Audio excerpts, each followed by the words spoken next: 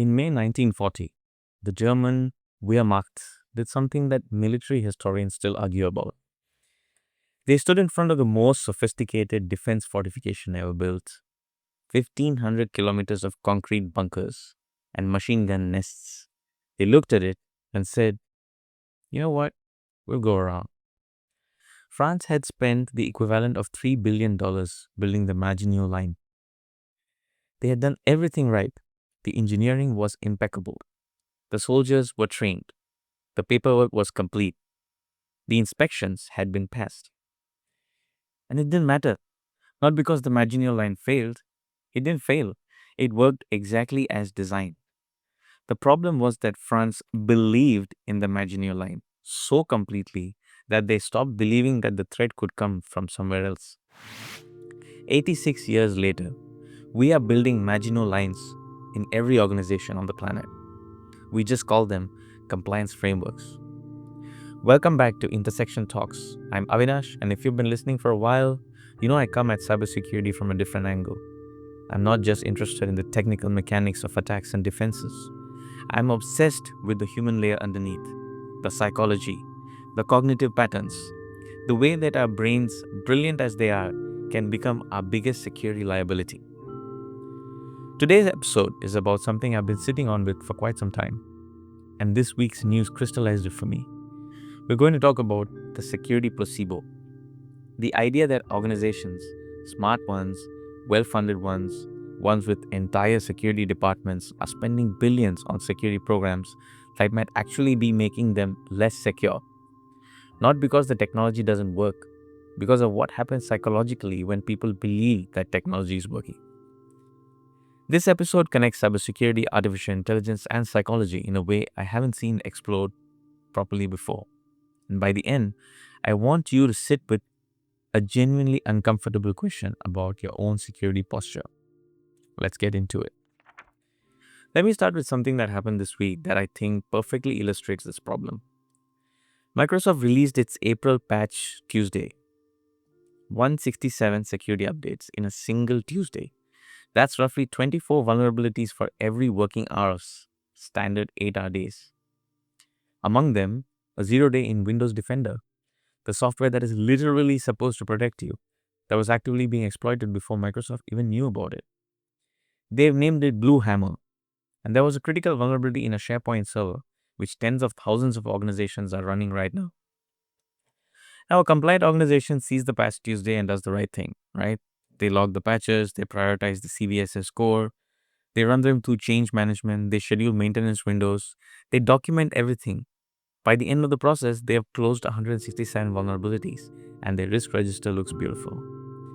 Here's the question I want you to sit with. What was your organization's security posture between the vulnerability being discovered and the patch being released? Because the 0-day, by definition, was being exploited during that window. The compliant organization didn't know that. They were busy logging their previous patches. This is the compliance trap. Compliance is measuring whether you did the right things at a given moment in time. Security is whether you're actually protected against a threat that may not yet have a name, a CVE number, or a Patch Tuesday entry. And yet globally, we've built the entire enterprise security apparatus around compliance. ISO 27001, SOC 2, Cyber Essentials, PCI DSS, NIST frameworks. These are genuinely useful frameworks. I want to be clear about that. I'm not disputing that. I'm not dismissing them as well. But they have a side effect that we almost never talk about. When you achieve a certification, something happens in the psychology of the organization. And I'm sure you felt this as well. The board breathes out. The CISO's budget gets slightly easier to justify. The conversation shifts from are we secure to are we compliant? And these are not the same question. They will never be the same question, but we treat them as if they are. And I have been personally around a lot of enterprises who are just comfortable with compliance and they don't want to think about cybersecurity in its essence. Also in the news this week, Russian GRU linked hackers compromised over 18,000 routers, home routers, office routers, ISP infrastructure. Not to plant malware, not to install backdoors, but specifically to intercept Microsoft Office authentication tokens. They didn't touch the endpoints. They didn't trigger endpoint detection. They harvested proof of identity from the network layer, silently, invisibly, and then use those tokens to authenticate as legitimate users across the organization those people work for. The organization's firewall was in place, the VPN was running, the endpoint detection was active, the compliance report was green. And the attacker said, I don't care about your posture. I don't need to go through the front door. I'll just become you. There's one more story I want to mention actually. A 15-year-old, not a nation state, not a sophisticated criminal gang, a teenager, was detained this week for allegedly breaching France's National Identity Agency and potentially exposing up to 18 million records. 18 million citizens from a 15-year-old. I'm not bringing this up to really sensationalize the incident. I'm bringing it up because I want to ask, what story did France's National ID Agency tell itself about its security? What framework did it have? What audits had been passed? And in the gap between the framework and the reality, a teenage found the door. Let me move to AI because this week had a story that I think is the most direct parallel to what we're discussing. OpenAI restricted access to its cyber model, a frontier AI system with significant dual-use capability. This follows similar restrictions Anthropic placed on its own frontier models. The stated reason in both cases: concern that these models could assist with cyber attacks, malware development, and other harmful activities. Yeah, I mean, think about this when someone found fire. Yeah, I'm scared that's gonna burn me, so let's not use it. Let me be clear up front. I think responsible AI companies should be thinking carefully about dual use risks. That is not the debate I want to have. What I want to examine is the psychological effect of the restriction on everyone watching. When a company announces a restriction like this, something happens in the public narrative. People hear the dangerous capabilities have been locked away. The story becomes, oh, the problem has been addressed, the risk has been managed, the safety measure is in place. But here's what we know from every other domain of dual use technology: restriction at the frontier rarely eliminates access, it typically shifts it. The people who are going to use the cyber model for genuine security research now need to find a new alternative. Some of them will.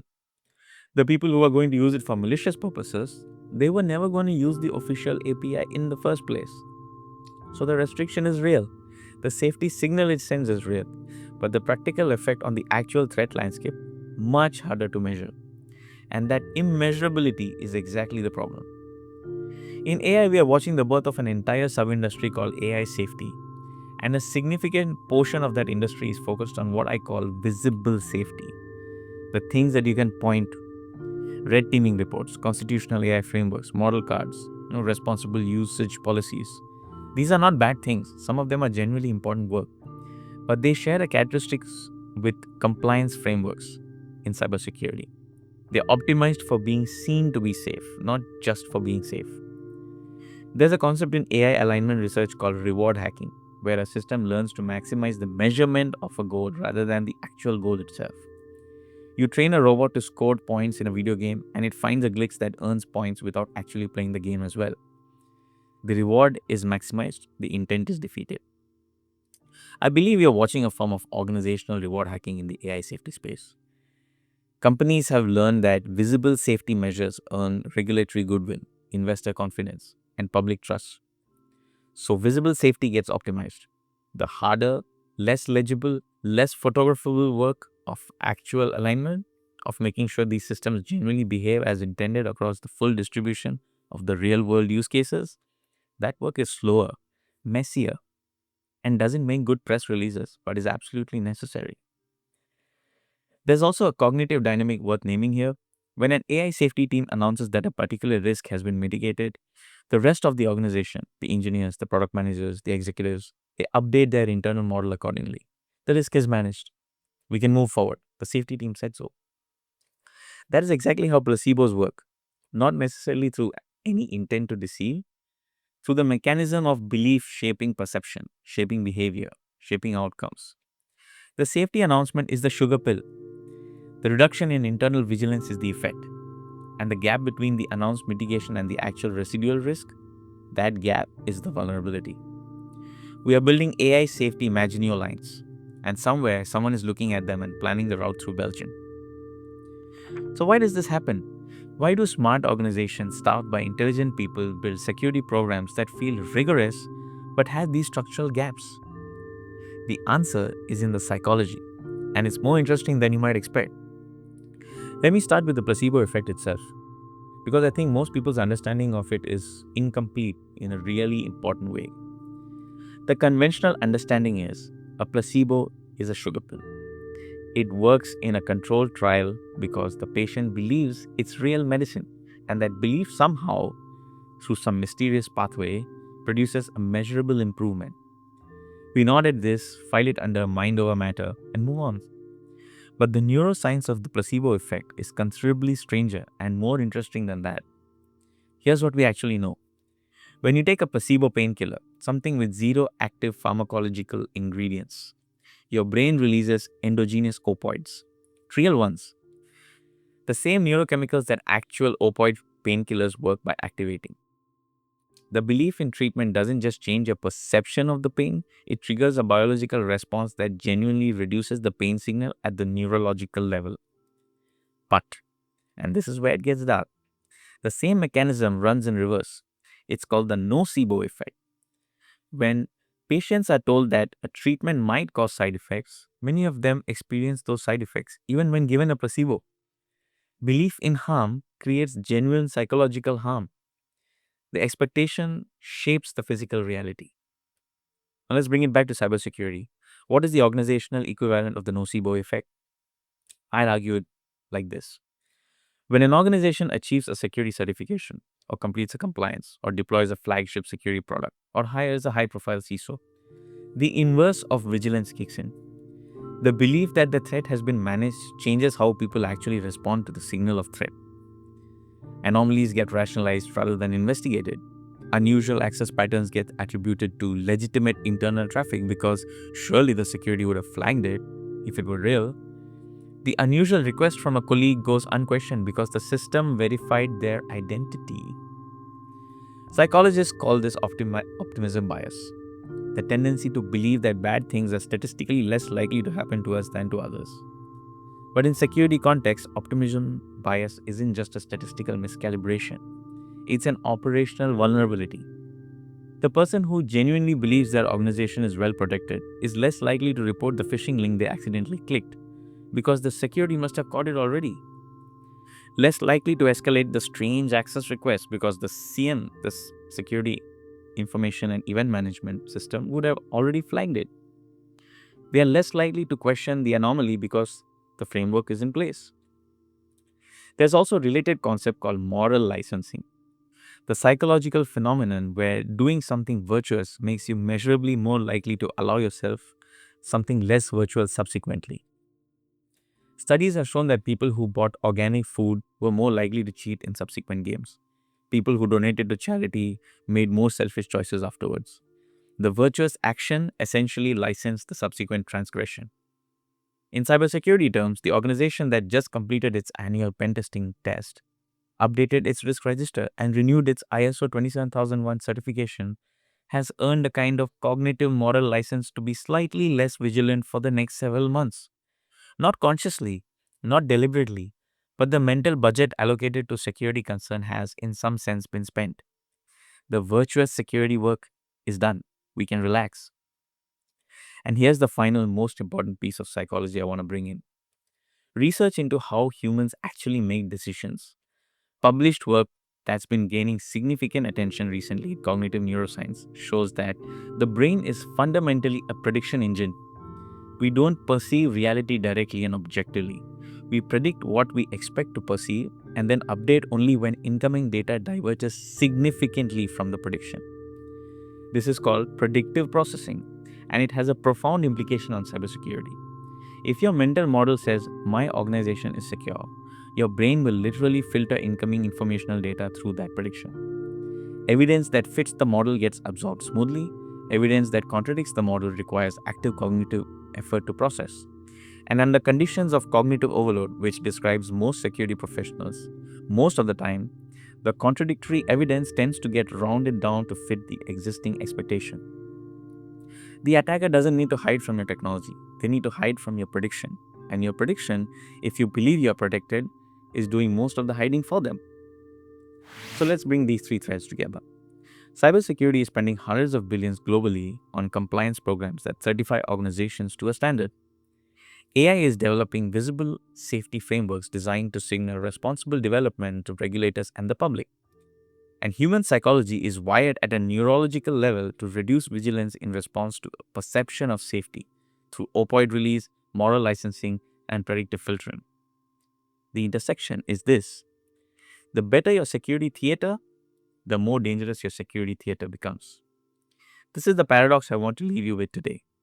The organizations that have invested most heavily in visible security, the most impressive compliance portfolios, the most prominent certifications, the most publicized AI safety frameworks, those organizations may have the largest gap between perceived security and actual security. Not in spite of their investment, because of what that investment does to their brain. Because belief in protection is operationally indistinguishable from the feeling that comes from actual protection. The human nervous system does not have this is a placebo warning. You cannot tell from the inside whether the safety you feel is earned or performed. The attacker understands this. The sophisticated ones study it. The GRU doesn't just find technical vulnerabilities. They find the moment in the organizational calendar when the compliance audit just finished and the security team is collectively exhaling. They find the institution that just developed its new zero trust architecture and is feeling confident about its posture. They find the gap between the framework and the operational reality, and they wait there, quietly, harvesting tokens from 18,000 routers while every alert stays green. The 15-year-old who allegedly breached France's national ID agency almost certainly wasn't conducting a sophisticated psychological operation. But they found the same gap that sophisticated actors find deliberately, because the gap is structural. The gap is built into how security frameworks interact with human cognition. Here's the sharpest version of the argument. A security framework you trust completely has, at the moment you complete your trust in it, become your primary vulnerability. Not because the framework is wrong, not because the people are incompetent, but because the brain, yours, mine, your CISOs, cannot simultaneously maintain the belief I am protected and the behavior I must remain vigilant. Those two states are psychologically in tension, and the framework by design is optimized to produce the first. The Maginot Line wasn't a mistake, it was a masterpiece. The mistake was believing that the war was won. Three things to take from today. First, separate your compliance posture from your threat posture in every meeting, every budget conversation, every board report. These are different questions and they need different rooms. Compliance asks, did we do the required things? Did we do the bare minimum? Threat protection asks, are we actually protected against the current threat landscape? The first question has a clear, satisfying answer. The second never does. And that's the point. If your security conversation ends cleanly with a yes or a no, you are most certainly having the wrong conversation. The second one, commission what I'd call an ignorance audit. Not a standard penetration test. Give a red team a specific brief. Assume all our certifications are valid, all our technology is working exactly as expected, and find the gap between the compliance document and the operational reality. The question isn't, can you get in? The question is, what would we have to believe about our security for your attack to succeed? The answer to that question is a map of your placebos. It will tell you exactly where the false confidence lives in, and that's what we achieve with threat modeling. And the third one, redesign your security culture around the assumption of breach, not as a technical principle, but as a psychological one. Zero trust gets talked about as a network architecture concept, but it's also a statement about how your organization should think. Many people scoff at it and say, it's just a philosophy. I don't believe in philosophies. I believe in compliance. But this philosophy, which is never trust, always verify, is a psychological posture. And that's why I support it extremely heavily. The organization that genuinely operates on the assumption that a breach has already occurred somewhere that is structurally incompatible with the placebo effect. You are already working on an assumption that you've been breached. So there is no placebo here. Right? The cognitive dissonance is your immune system. You might think you're not in a situation where you might get compromised, but you always think that it could be possible. It's possible that I'm compromised. You have a dissonance there already. You are secure, you've done the compliance, but you think you might get compromised or you've already been compromised. That dissonance is the immune system. I spent years in digital transformation and cybersecurity. I've sat in rooms where smart people looked at impressive security programs and felt genuinely good about where the organization was. When I mentioned zero trust as a philosophy to live by, they laughed and said, "Complacency, that's what I want. Compliance is what I want." I felt it myself. There's a particular kind of comfort that comes from a well-designed framework, a clean audit report, a deployment that went to plan. It feels like competence. It feels like safety. But France felt that way in 1939. They had the reports, they had the inspections, they had the framework, they had the line, and the Panzer divisions went around. The question I leave you with today is this: what is the Belgium in your threat model? Not the threat you've planned for, not the attack your frameworks were designed to catch, but the one you haven't imagined yet, that your very confidence in your existing security has made you less able to see. Sit with that. Thank you for listening. If this landed somewhere uncomfortable, that's intentional. That's probably where the work is. Hit subscribe if you haven't already. Share this with someone in your security team who needs to hear it. You could have been anywhere in this world, watching any video, but you watched this till the end. So thank you very much. I'll see you next week.